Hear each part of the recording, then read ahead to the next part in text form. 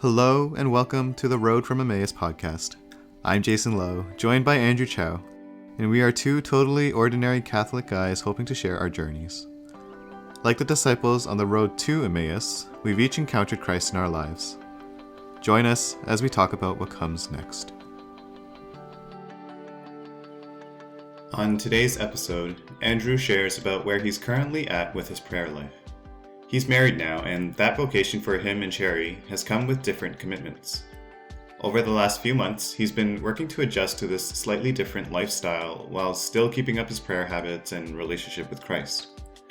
We talk about how it's okay to have changes in your prayer life, and how to find new ways to be present to Jesus in every moment. All right, we're back. Got another episode coming at you, but quickly catching up first, you took a trip last week with Cherry to Montreal. How was that? Yeah, together with Cherry and my parents, just to visit my uncle over there. Yeah, so it was really, really nice. So we spent a day in Montreal, and then we went out to his place just in... it's not even really the suburbs. It's literally just like in the middle of nowhere. It's like an hour and a half southeast of Montreal. Yeah. In what's called I think it's called the Eastern Counties. My uncle owns 21 acres of land there. All right. Nice. So we went to spend some time there, and it was really nice. It was really relaxing. Split a bunch of wood. Just felt like a real man of the earth, you know? Yeah, like whole Canadian lumberjack thing going on. Yeah, except like using a gas-powered machine, but like, hey, what's the difference? Okay, all right. Close enough. I was going to make like a Wolverine reference, but never mind. Nope, not at all. No, just, it was still really fun, and it's like, you know... I've been saying, like, there's being busy, and then there's like getting work done or being productive, and like working on a property, like it feels so productive because you can like literally see the fruits of your labor right away. I cannot relate. I have wondered in the past what my life would be like if I grew up like on a farm or something. And I've mentioned a few times on this podcast by now, and definitely all my friends will know this, but I'm definitely not like a handy kind of person. I think maybe growing up on a farm in that environment would probably help a bit to force me to be that kind of person, but I would not survive very well, I think, if you put me there. It's a lot of fun though. It's quite the experience. I think it was enough for Cherry and I as well to be like, you know, like we love visiting a lot, but we would not want to live in a place like that because it's just the amount of work that goes into it, I think, is a little crazy. Yeah, that's true. I also cannot imagine you doing that. I think I can imagine you from a practical perspective, like getting it done, but like, just like, man, you being slightly more lazy than what that type of lifestyle demands, I can't imagine you doing that. Yeah. That's cool. That's awesome. That sounds like a really good, like, little vacation that you guys got to take together. Yeah, it was nice. How about you? Did you do anything this weekend? No, I cut my hair, so anyone watching on YouTube can see that. Wow. But yeah, no, that's literally the update that I have. I haven't done anything. I've been talking to Jen, my girlfriend, about like, we should go somewhere. We should have some kind of vacation. But like, I think both of us want some kind of vacation, but like neither of us have actually gotten to take it or anything. But I don't know, maybe a few months down the road, we'll be like, yeah, we finally got some time off. Even if it's a staycation, I think just being able to take a week off of work would be nice. Yeah. Book a hotel somewhere just to not be in the same environment. Honestly, it's kind of worth it. Yeah. I think. But yeah, for sure. Yeah, who knows? So, anyway, I guess what we're talking about today, I think, is going to be about lifestyles and different phases of life. I guess that you've really found as you've kind of reflected on your last like several months now, many months having been married, and how things have changed for you. So why don't you just go and take it away and tell us what's been on your mind? Yeah, so one of the big things that's really come to mind or been obvious for me over the last 4 months now is that just my spiritual life now is very different from what it used to be.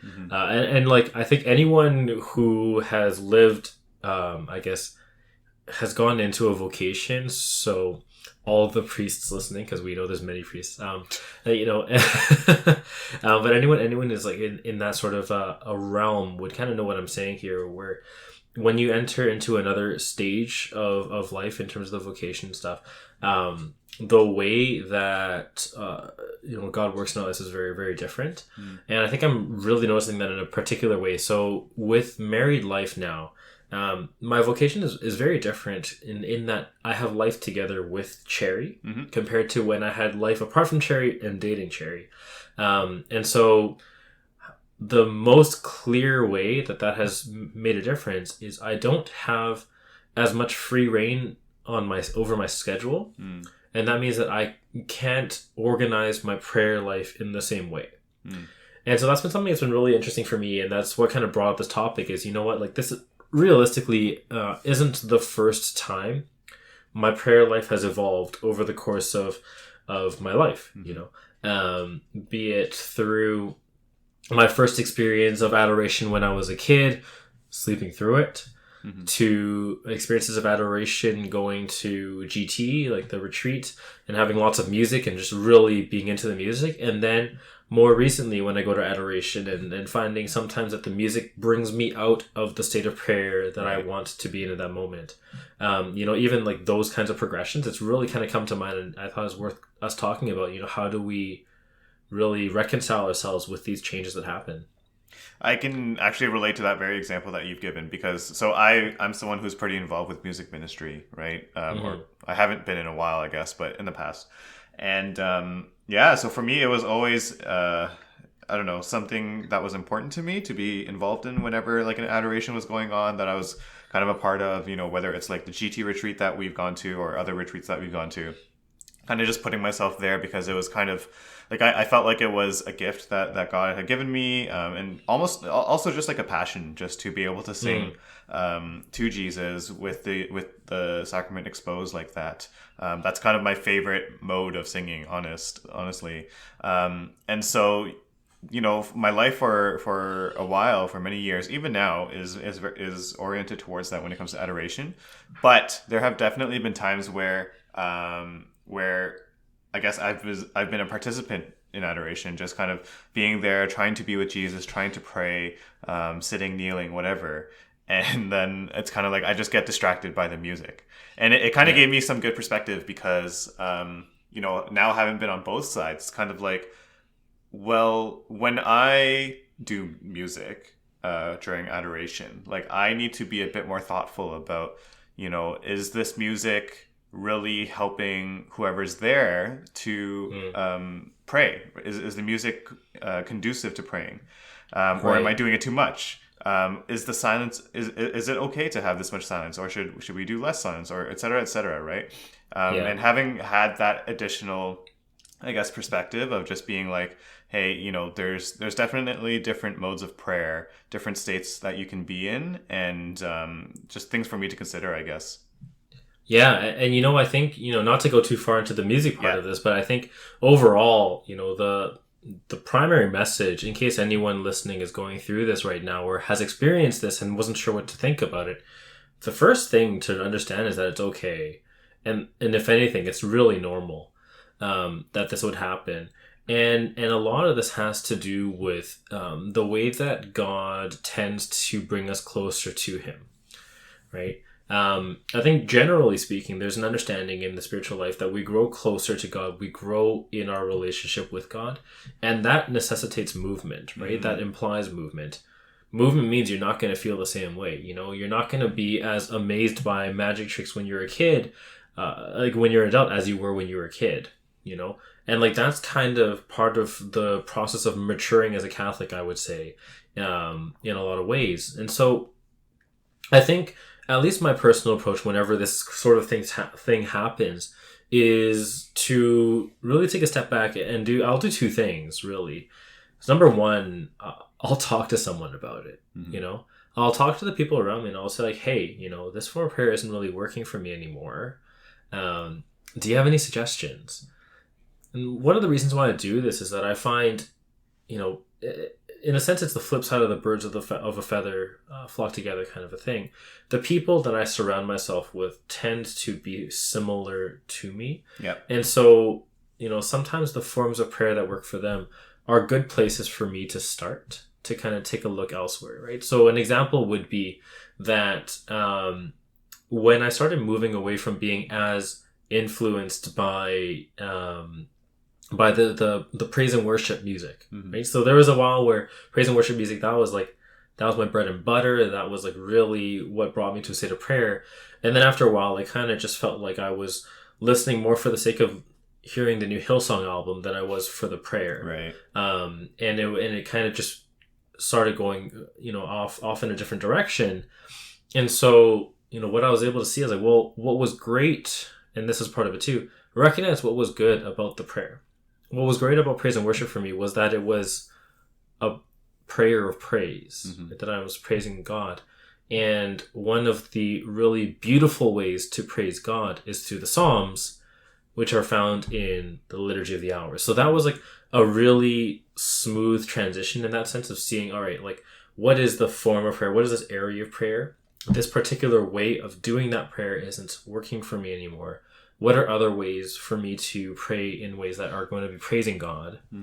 And can I start to try different things and see, how they affect my life and if they are giving fruit, right? I specifically remember those, I don't know if it was a few months or a few years, where you would message me and you were like, hey, have you listened to the new Hillsong album? And I'd be like, no. I'm actually a pretty old fart when it comes to the music that I listen to that comes to praise and worship. I haven't updated my playlist in like years and years. But like you said, we've been diving into the music a little bit, and really the overall overall theme of our episode is more so just, I like that you use the word movement. I think movement in prayer life through your phases of life. Earlier, you mentioned about your schedule having less free reign on your time. What do you mean by that, and how has that kind of affected your prayer life? Yeah, totally. So my prayer life when I was in the unmarried life, if you will, had a lot to do with the mornings, really, and the evenings. So my early mornings and my late evenings were basically dedicated times of prayer every day. So in the morning, it would be as often as I could, which actually happened a fair amount. I would go basically be at St. Mike's Cathedral in downtown Toronto at 7 a.m., take a full half hour to pray morning prayer and the office of readings in the divine office, because it took all of that time for me at that time in where I was to kind of get into a good state to receive the Mass well.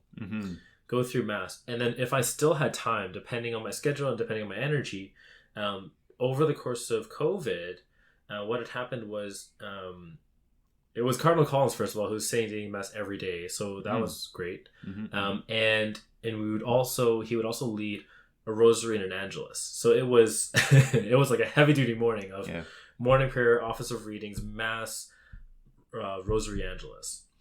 And then you might as well spend half your day at the seminary or something. Honestly, right?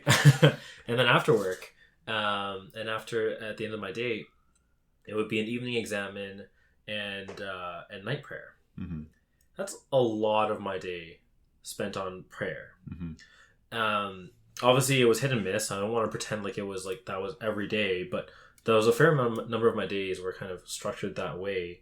And now, there's an element where not only do I not control my full schedule in the sense that like there is another person that I need to care for, and we need to make sure that we're respecting each other's lives as we schedule our day. But also there's a different vocational aspect to this, It's probably not a good thing for me to go to daily Mass every morning, because if Cherry's not a morning person, then that means that every day my wife has to wake up to an empty bed. And, like, as much as it's, yes, this is good for my spiritual life, it's like, well, is it the right choice for my vocation at this time? And I think the answer is probably no. And so this is where it's being able to understand, like, the needs and the way that life and prayer life would be expressed when Andrew was unmarried should not be the same as Andrew who is married. And that's okay. And to start to understand, all right, well, where is God now calling me to prayer in kind of the realm of what is possible, what makes sense now? I think it's so interesting that you bring it up in that light, because I think the first thought for me and first thought for many of our listeners is definitely like, well, this is daily Mass we're talking about, like, right? Like, shouldn't that be your number one priority? Shouldn't that be our all of our number one priorities where, we're trying to make it to Mass? But I think the answer to that is closer to yes, like we're not saying that we should stop going to daily mass once we get married, right? Or that you should stop going to daily mass because you married Cherry. It's more so, within this new lifestyle that you have, it's not so black and white. There's additional things that you need to consider. One of these things being the display of love that you have for your wife, right? Being able to sacrifice in other ways so that your wife knows that you are being present to her, which is your vocation, which is what God has called you to do. And so, not necessarily that you might do this, but, maybe you go to daily mass together after work or something, or maybe you find time to pray together or something, or go to adoration once a week together kind of thing, as opposed to, you being in the routine that you had before, which is just straight up 7 a.m., et cetera, et cetera. Exactly. And it's definitely not black and white, and it's definitely going to continue to evolve, right? Because there's so many elements to this that are important, right? And I'm glad that you brought up the praying together piece, because I think this is something that also actually comes up as a little bit of a temptation, is to think that praying together is the same as me nourishing my spiritual life. Sure.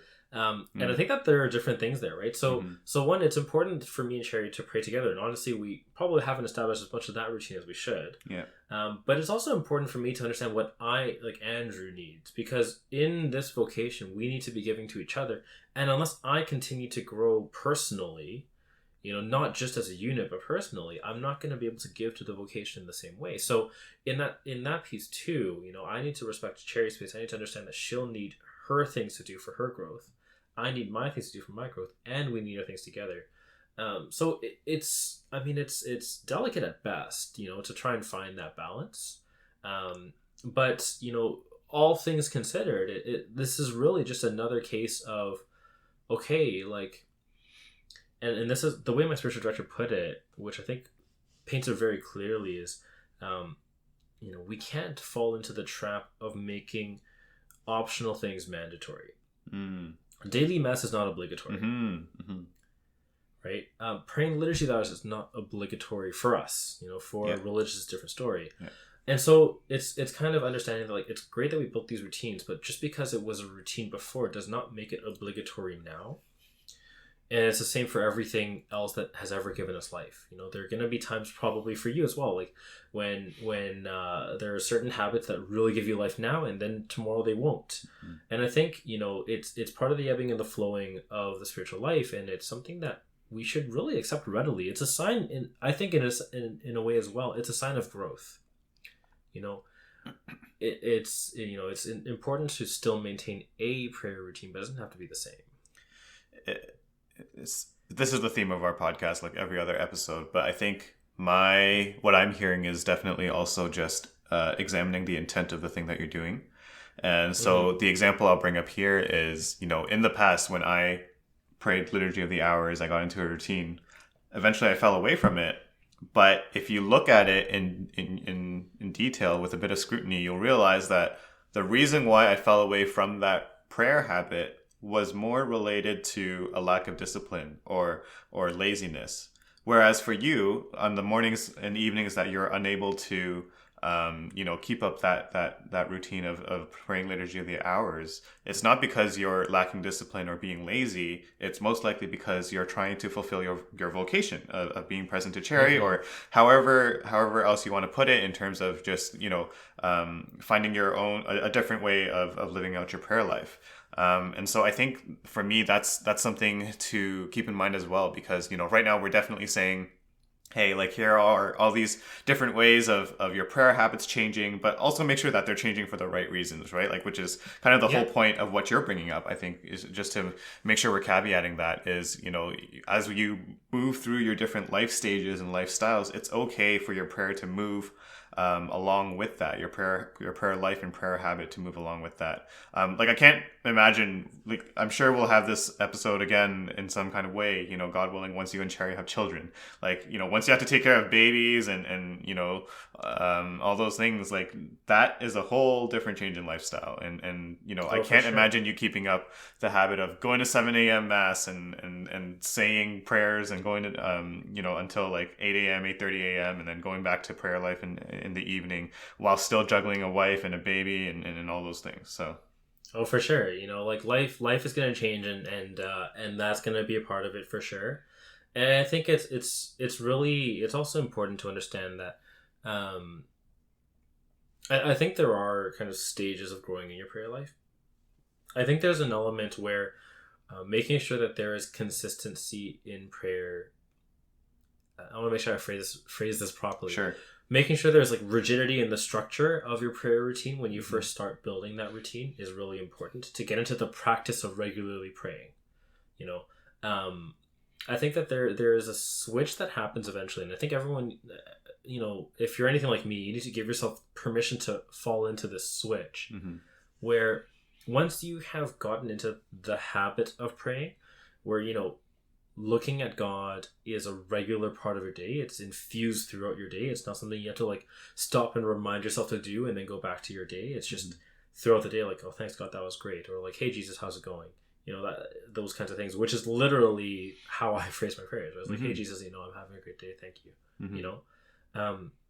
When you get to that time, then now the prayer routine isn't always about that same level of formality and rigidity, so much as the importance is that you're praying. Right. And the reason why I bring this up is because I think the children is a perfect example. Oddly enough, or I guess not that oddly, many people around me right now have young children. And what I'm finding is that like the word that computes the least for them is routine. It's just everything changes all the time.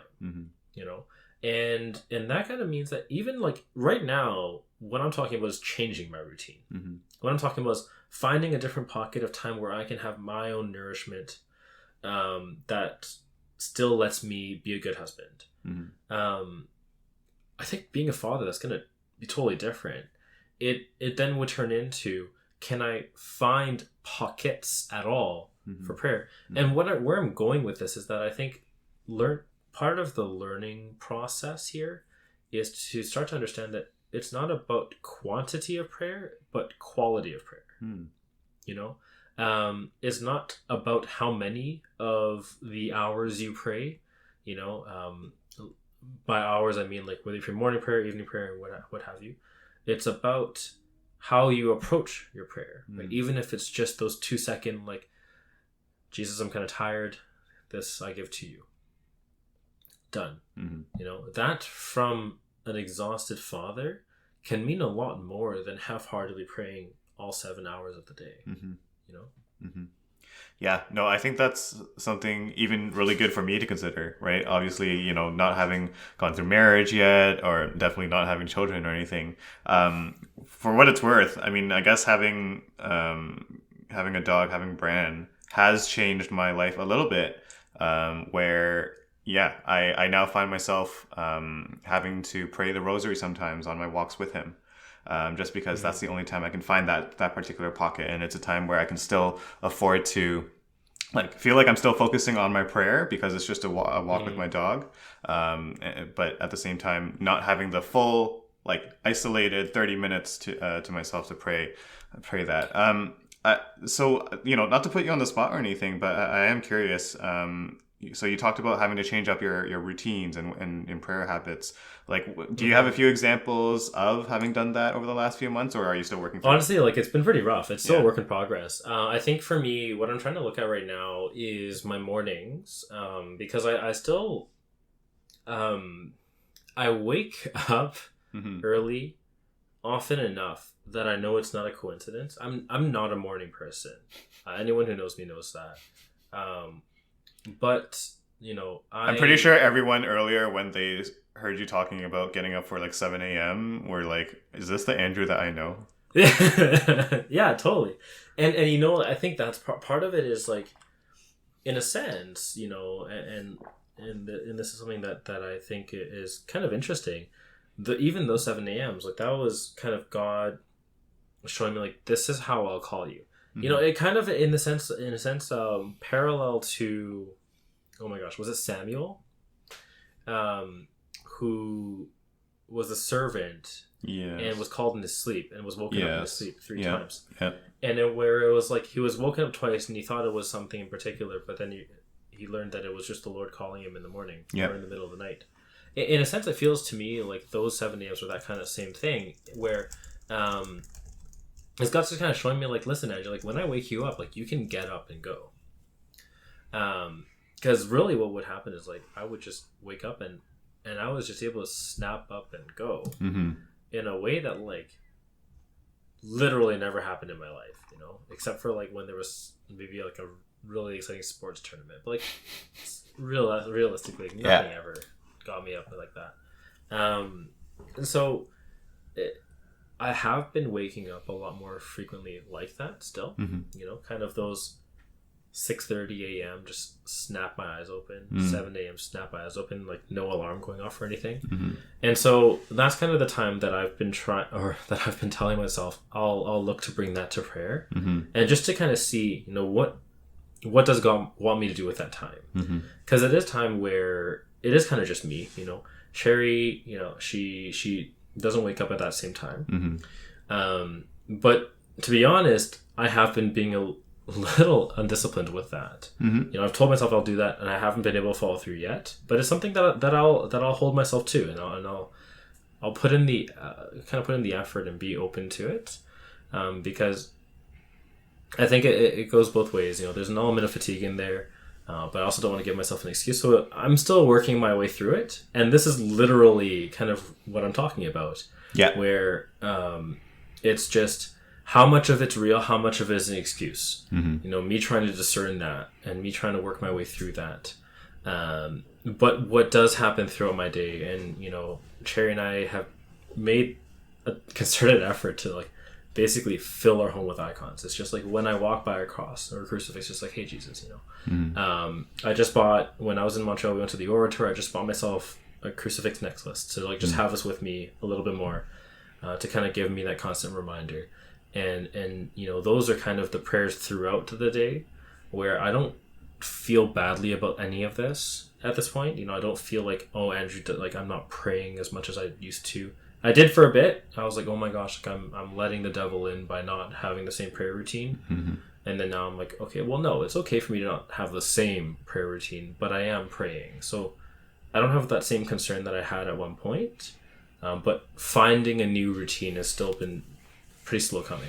And like you said earlier, I think that's very much kind of the central message from today's episode is, you know, it's okay for your prayer life to change, for your prayer routine to change. You know, again, just examining your intent, right? If you're still trying to stay close to God, but in other ways because your life or your vocation has called you to do so in other ways, that's okay, right? And I think that's really great that you shared that you felt a little bit vulnerable in those moments, but you were able to find solace, I think, by the grace of God. And also just now that you've shared with all of our listeners, you know, your little plan, I guess we can all hold you accountable, our moms and like 2 other people who listen. Yeah. No, it'll be interesting to see how it plays out. And I think, you know, it's yeah, like part of it too is just looking for new things. I think there's an element of maybe it's I try to say this without laughing. Maybe it's like us being Asian and being more disciplined. I say that because I'm not very disciplined, but sure. Asians traditionally are very like, you know, by the book kind of a people, or at least Hong Kong people are. And so kind of that concept of like, I have set up this routine. It's really hard to break that, I think. It's good to try new things in prayer. I think that's another piece to encourage here, right? It's good to try new forms of prayer. And again, like if you're having a hard time, reach out to either of us. If you're listening to this, you probably know us personally because we don't know. Anyways. But or, you know, just talk to your local priest. Talk to someone who you look up to spiritually. And just say, hey, like, having a tough time with this form of prayer, with like finding a good way to pray right now. What do you suggest? I guarantee they'll have something. They might not do it themselves, and if they're a little bit of a hypocrite and suggesting something to you that they don't do, don't worry about it. Just take the suggestion. You know, like just there are so many forms of like our tradition, the Catholic tradition is rich with forms of prayer, and so I guarantee that if what you're doing right now isn't working, there is something out there for you. And you don't have to go through every form of prayer. Just go to someone close to you and like ask, like, what's available? What can I try? Exactly. Yeah, no, I think that's definitely something both of us have gone through, right? Even just reflecting back on our, like you did at the beginning of the episode, reflecting back over the last 15 to 25 plus years of our lives, like you can definitely track the different moments where your relationship with Jesus has changed, your personal social lifestyle has changed, and how your prayer routine has changed according to that. So I think that's an important thing for all of us to remember. Anything else you want to add before we wrap up? No. All right. So no, I think that was really great. Just thank you, Andrew, for sharing that, because I think it's really insightful for you to be going through it, like literally just in the thick of it right now, and still trying to figure it out, like you said. And I think all of us will keep you in our prayers, I'm sure. But thank you. Yeah, for sure. And so you'll hear from us in a couple of weeks. And until then, hope everyone stays well and stays safe. See you next time, everyone.